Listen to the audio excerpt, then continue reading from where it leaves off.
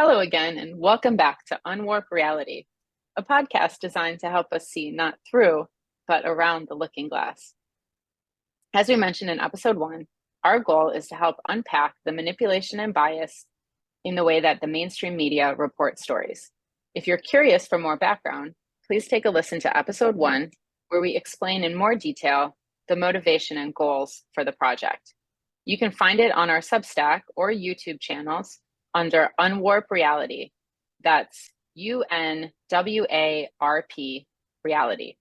By the way, I'm Liz, cybersecurity specialist, cultural anthropologist, and world traveler calling in from New York City. And I'm Bekah, a psychologist, leadership coach, and social critic coming to you from Chicago. It's great to have you back with us. If you want to know more about who we are, please check out the bio page on our Substack. Now, in previous episodes, we mentioned the importance of paying attention to what gets included in stories and what gets left out, and additionally highlighted the importance of word choice, the intentional selection of vocabulary designed to influence perception. We're going to continue with these ideas today.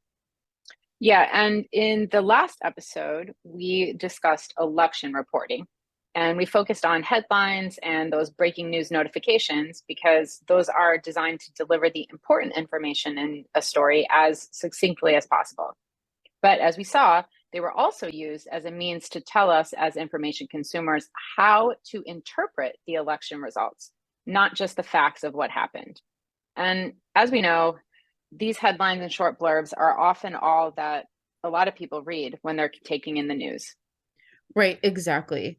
So in this episode, we're going to start right there, again, looking at some differences in the wording of headlines, but we're also going to go a bit deeper to look at how the choice of what to include within an article can demonstrate an attempt to bias understanding as well.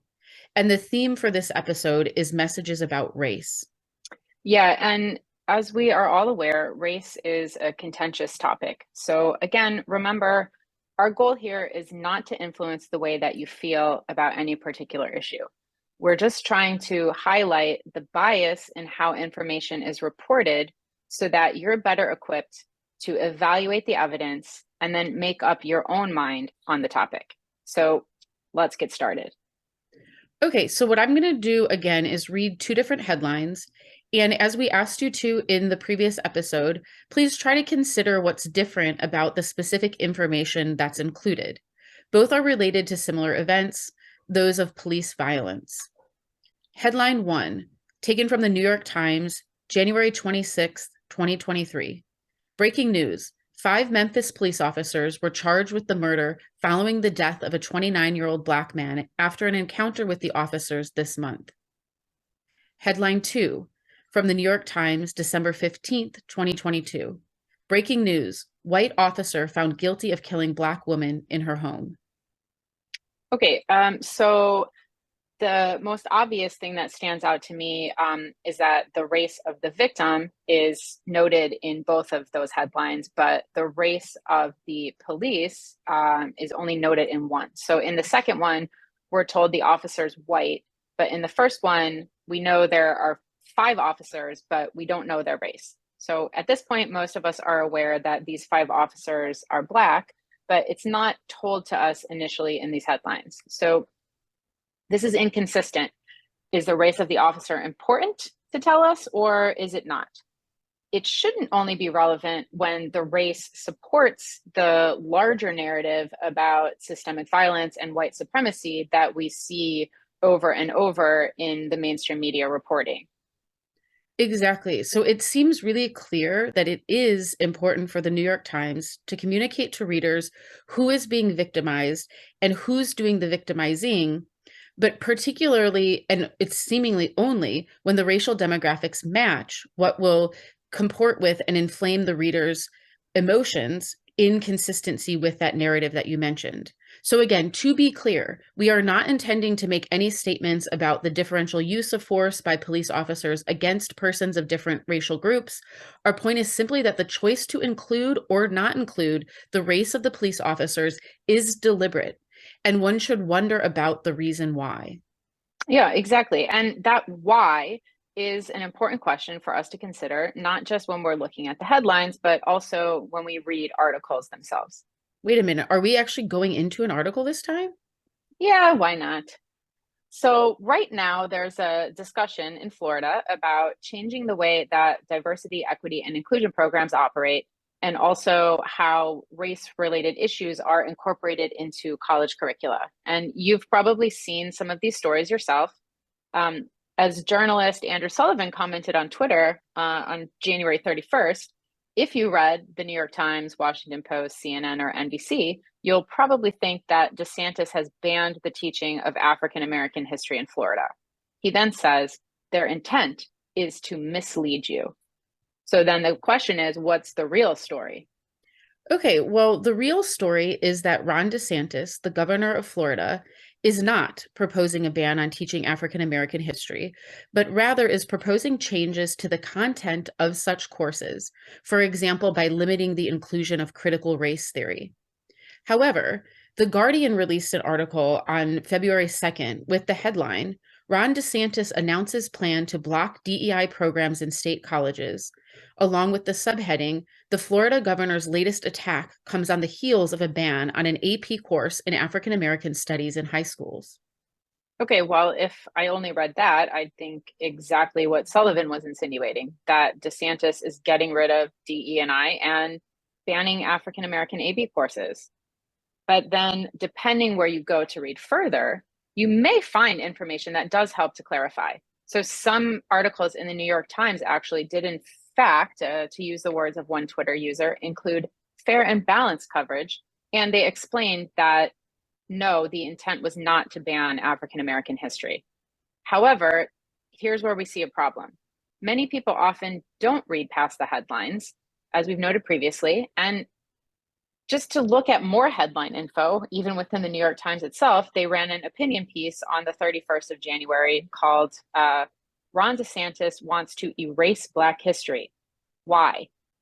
So, based on this headline evidence alone, it would seem that their intent is actually to have their readers primed to misunderstand the facts. Yeah, and this is sadly unsurprising. If you remember the Central Park bird watcher. Oh my God, don't bring that up. Okay, I won't. Then moving on, right? So, in any event, and also to move away from critiquing the New York Times and returning us back to the Guardian, in the headline that I mentioned earlier, we talked about the importance of verb choice, which can imply judgment. So, when the Guardian says the Florida governor's latest attack, the use of the word attack alerts the reader that they should view DeSantis's actions as wrong and aggressive. And when combined with the larger headline that he plans to block DEI programs, this sends the clear message that an evildoer is on a warlike campaign to rid Florida schools of all that is good. And there we go, back to that good old hero villain narrative framing.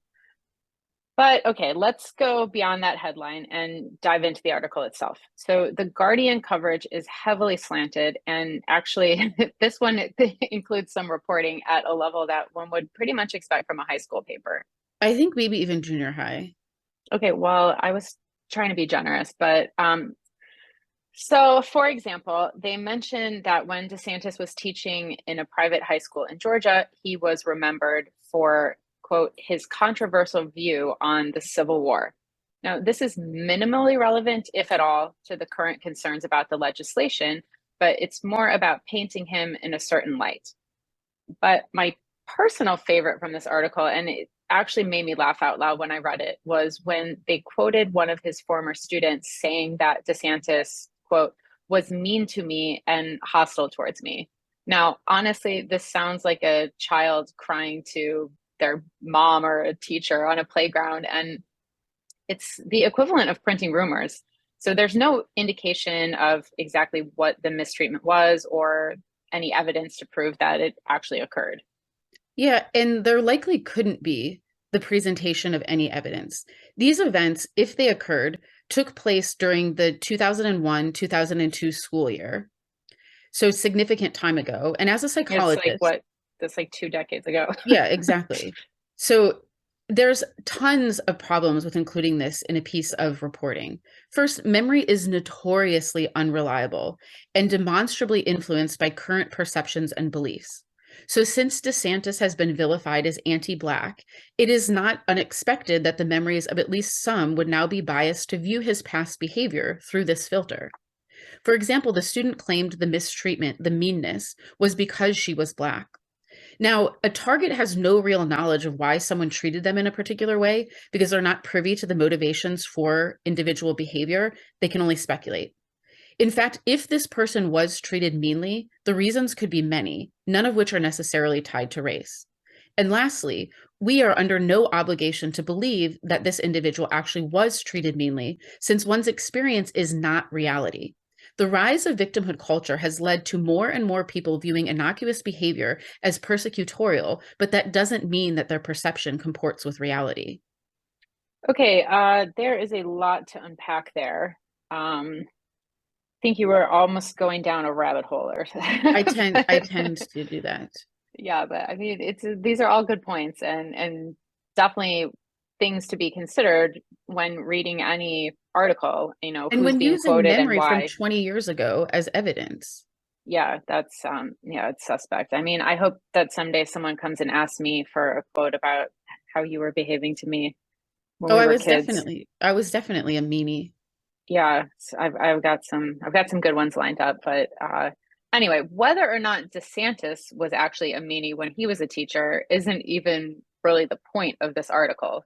So what I would like to see and what I think, we deserve is to have a discussion around what the actual proposed legislation is and what are the arguments for or against some of these changes.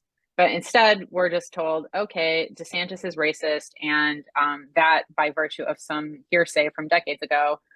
So we shouldn't even bother to discuss the merits or demerits of his proposal. We need to just reject it out of hand as racist because he is, therefore it is.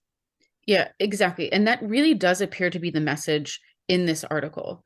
Rather than helping us to understand the issue better by presenting evidence to critically evaluate the issue, they've taken away from us the ability to do so by filtering information and obscuring the facts. This is yet another example of reporting usurped by advocacy and ideology at the expense of promoting real depth of understanding. And this is a reminder of why it's so important for us to train ourselves to recognize when this manipulation is occurring so we can take the power back and educate ourselves on what's really happening. Yeah, exactly. So we need to train ourselves to rise above these attempts to have our thoughts prepared for us and to keep us misinformed so that we can uncritically accept whatever viewpoint they tell us we need to. But anyway, looks like we're out of time. So thank you once again for joining us. And we hope you will continue to listen as we continue on this journey to unwarp reality. Yep, until next time. Bye. Bye.